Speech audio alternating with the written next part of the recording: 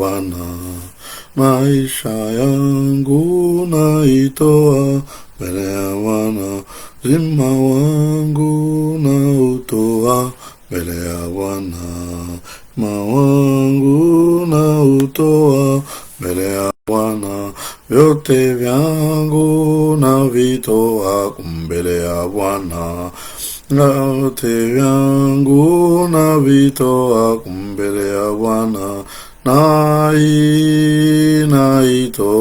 mbele ya Bwana, naitoa mbele ya Bwana, naitoa mbele ya Bwana, naitoa mbele ya Bwana.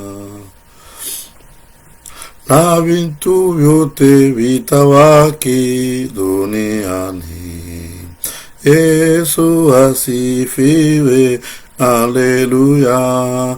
Na vitu vyote vitabaki duniani, Yesu asifiwe, haleluya. Na macheo yote itabaki duniani, Yesu asifiwe, haleluya. Kujitapa kote kutabaki duniani, Yesu asifiwe, alléluia. Mes bien-aimés, partout où vous vous trouvez en ce moment, je vous dis bonjour et que Dieu vous bénisse. Je continue la série de mes enseignements que j'ai intitulé « Jésus-Christ n'est pas blanc ». Tout ce que j'explique, c'est pour que vous puissiez comprendre pourquoi je le dis ainsi. Pourquoi est-ce qu'il faudrait connaître comment était Jésus? Je vais vous expliquer les événements de la fin de temps. Comme tout le monde le sait, nous sommes à la fin de temps. Ce n'est pas à confondre avec l'avènement du coronavirus. C'est un démon comme tout autre démon. Vous vous rappellerez de ce qui s'était passé à l'époque quand le prophète Daniel était en vie. Il avait compris par les livres que le temps du rétablissement du royaume d'Israël était déjà fait, accompli, arrivé. Alors il est entré en prière. Personne ne l'a poussé d'aller en prière. Il a lu les livres et il a compris que c'était maintenant le temps de prier. S'il avait croisé les bras, ce temps n'allait pas venir. Il y a des choses que Dieu a préparées, mais qui dépendent de notre action. Parce que tout ce que Dieu a préparé, il l'a préparé pour nous. Il veut que nous puissions participer à ce qu'il est en train de faire. Parce que nous sommes créés à son image, selon sa ressemblance. Et vous avez dit que dans Matthieu chapitre 24, à partir du verset 9 au verset 14, on nous dit qu'il y aura des tremblements de terre, il y aura des troubles, il y aura des soulèvements par-ci par-là, il y aura de la famine par-ci par-là, il y aura des phénomènes terribles sur la terre. C'est ce que nous voyons. Il y avait l'avènement du sida, il y avait l'avènement de Corona, d'Ebola, de Corona. Tout ça sont des événements qui se déroulent sur cette terre et qui nous prouvent que ce que Jésus-Christ avait dit est vrai, son retour est proche.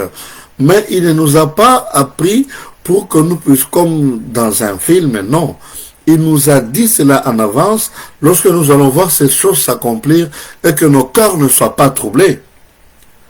Qu'est-ce que nous n'avons pas vu avec l'avènement du corona? Tout le monde était troublé, tout le monde était emprisonné. Confinement signifie emprisonnement. Et pourtant, la Bible nous demande d'aller dehors avec l'évangile. Allez, c'est un commandement. Personne d'autre ne pourra vous donner ce commandement. Il n'y a que Dieu qui a donné ce commandement. Allez, comme Simon-Pierre et Jean avaient répondu au Sanhédrin, il avait dit, jugez vous-même s'il faudrait que nous puissions vous obéir à vous ou plutôt qu'à Dieu.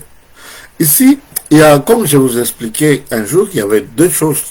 Et surtout, il y a toujours deux choses qui sont opposées. Il y a le noir, le blanc. Il y a le haut, le bas. Il y a le féminin, le masculin. Et c'est toujours comme ça. Alors maintenant, ici, vous obéissez à Dieu ou bien vous obéissez à autre chose.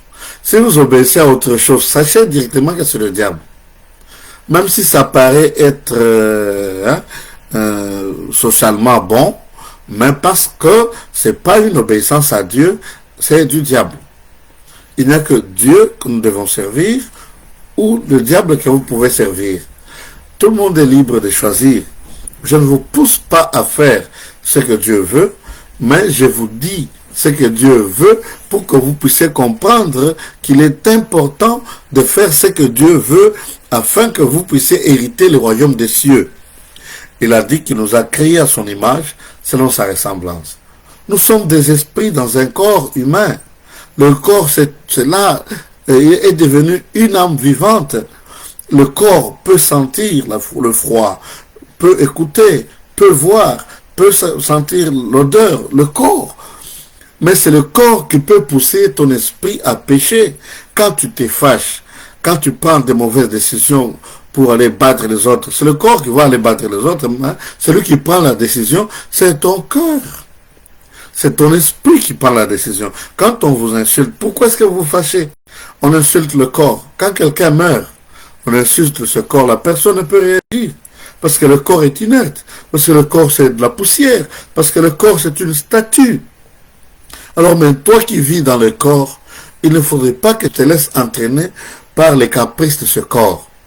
Et puis il y a beaucoup de gens, parce que mon intitulé c'est « Jésus-Christ n'est pas blanc », parce que nous devons imiter le Christ, comme il a dit « Je suis venu pour vous montrer un exemple à suivre ». Il nous a dit « Allez partout dans le monde entier, prêchez l'évangile du royaume des cieux ». Et c'est ce qui va provoquer son avènement. Parce que nous savons déjà que le signe de l'iniquité est déjà